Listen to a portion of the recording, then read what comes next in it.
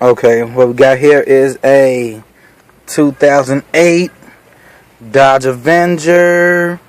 The shifter wouldn't shift into gear. It wouldn't get into drive.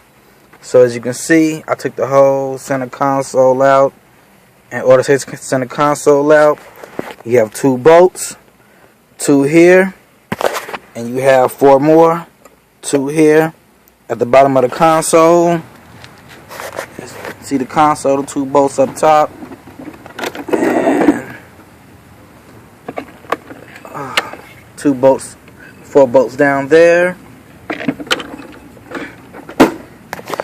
But as you can see, it wouldn't shift out of gear, and it was all because this little pink piece. There's a hook that goes here, and there's a spring. Let me show you a new one so you can get a better look at it. Okay, see the hook and the spring?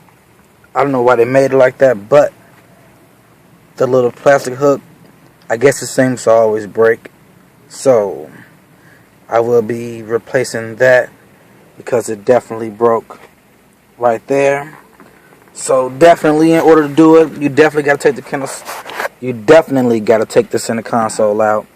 You really don't need nothing but a 10 millimeter.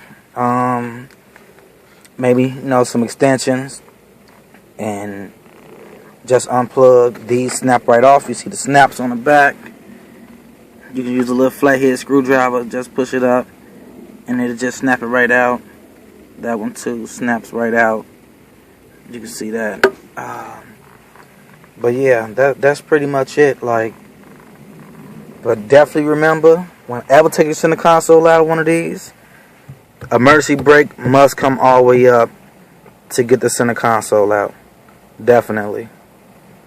So, I guess that's pretty much it. I'm about to sit my new one in and get paid. Alright.